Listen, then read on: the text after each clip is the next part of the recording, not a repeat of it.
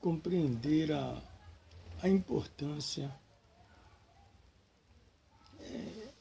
porque Jesus tratou ou levou em consideração a construção civil, quando ele fala sobre os dois alicerces. Até hoje isso não me deixa compreender da melhor maneira, a não ser indo para a construção, invadindo a construção. Em Mateus, no capítulo 7, no versículo 24, até o versículo de número 27, você vai encontrar um registro de construção.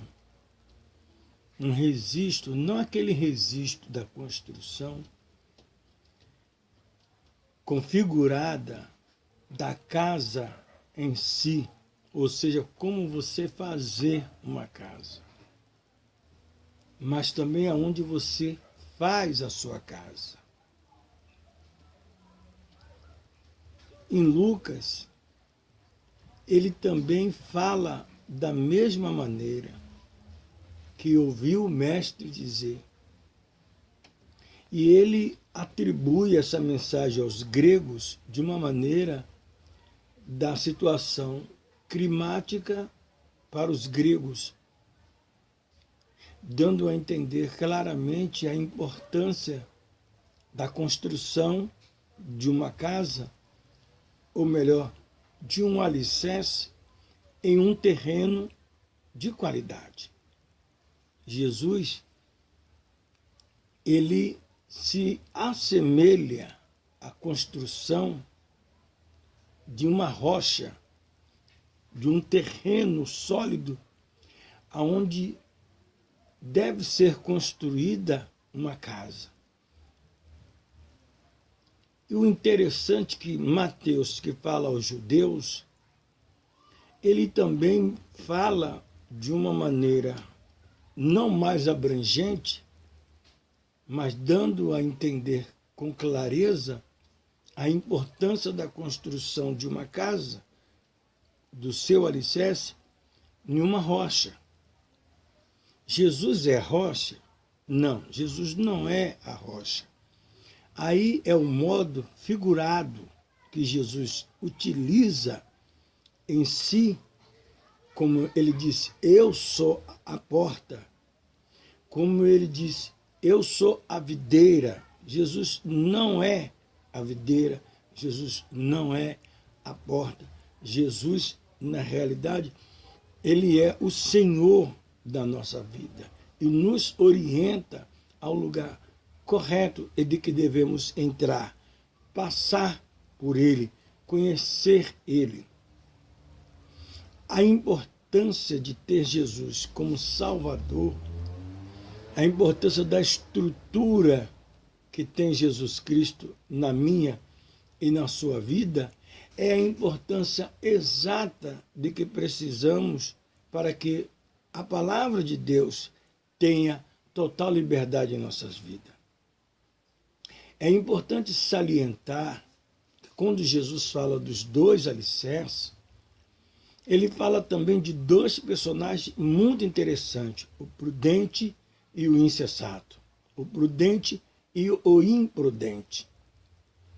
É interessante observar que o Senhor nosso Deus, ele não tem compromisso com os imprudentes, com os insensatos. E uma construção com insensatez causa, na verdade, um transtorno tão gigantesco que começa a relacionar a todos que estão à sua volta. Dentro de cada ambiente, dizemos ou falamos em áreas climáticas, como a região dos estados, onde quando chove, em sua época climática, as situações são devastadoras. As encostas, quando recebe muitas águas, ela começa a mostrar a qualidade e a estrutura em seu terreno. E é muito interessante quando enxergamos que quando o Senhor Jesus diz que ele é a rocha, ou quando ele mostra a necessidade de construir o alicerce, por que Jesus se referencia ao alicerce?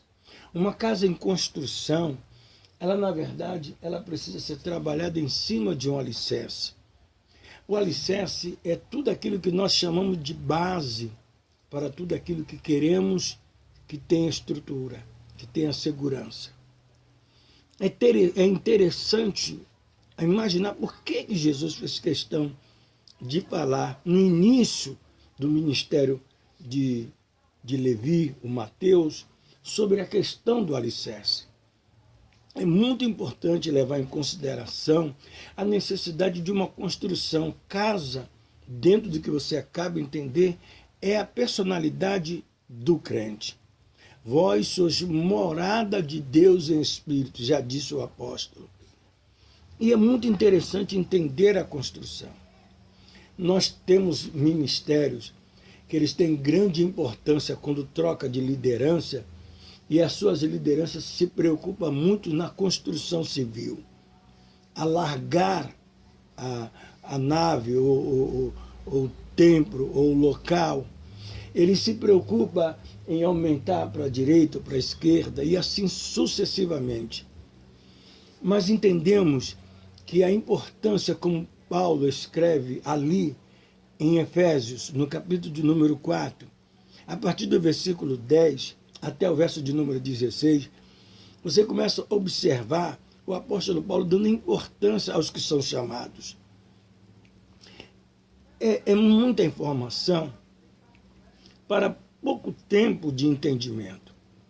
Mas é muito bom entender que hoje, pela falta da infraestrutura do verdadeiro alicerce, temos obreiros desqualificados em suas posições, assumindo posições que, na realidade, não lhe deram o direito, não foram avaliados, não tiveram possibilidade alguma de entender a sua responsabilidade.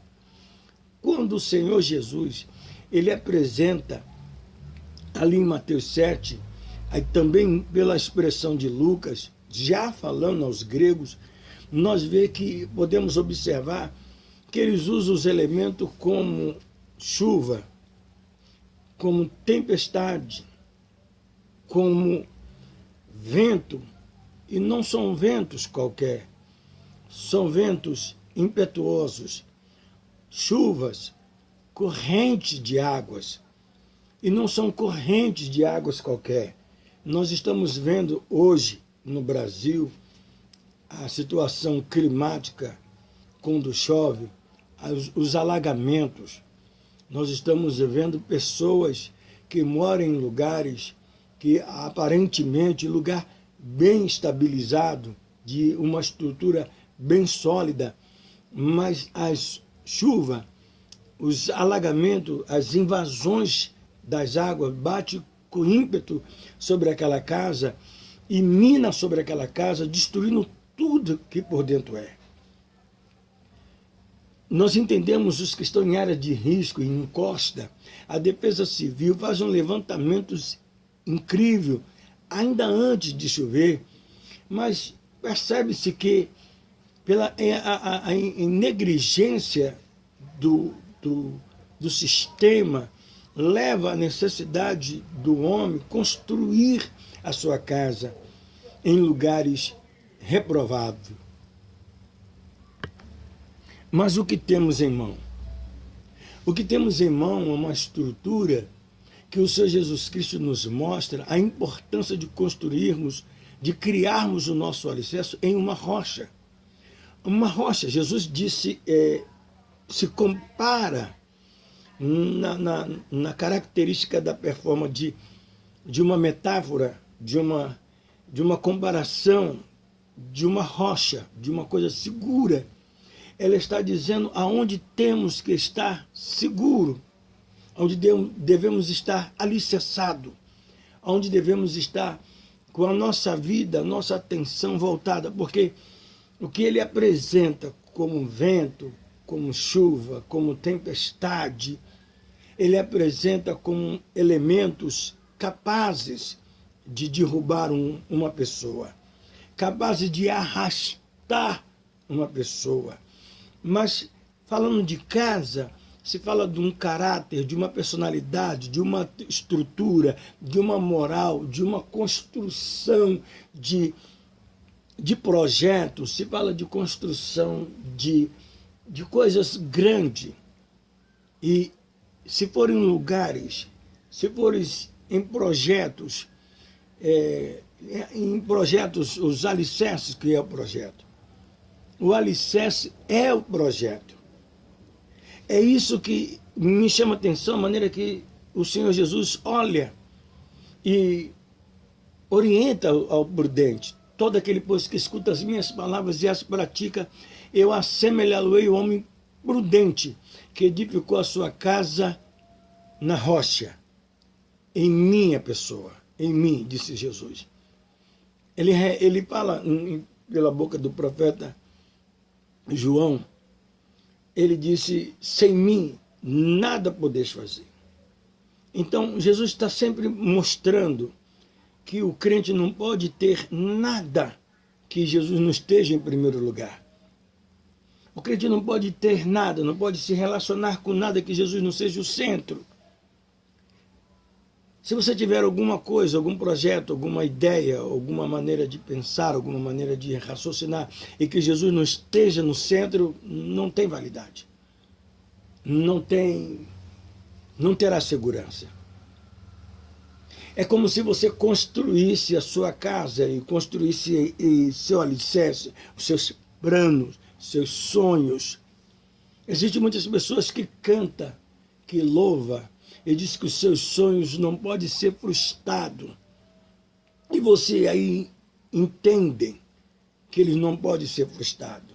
Mas quando vem uma chuva, e nessa chuva vem vento, e nesse vento vem tempestade, e nessa tempestade vem invasões de águas, alagamentos. E como você se encontra? Você se encontra decepcionado, mas você não entendeu o que Jesus disse. Os seus sonhos não serão frustrados se na realidade você estiver edificado os seus sonhos em Cristo Jesus. Se o seu caráter de cantar, ou de pregar, ou de... Jesus ser o alvo, Jesus ser o centro, Jesus ser o objetivo. Se você não coloca Jesus no centro, então você não tem nada. Se você não convida Jesus para estar no centro dos seus projetos, você não tem condições de ter nada. Todos os seus sonhos irão por água abaixo.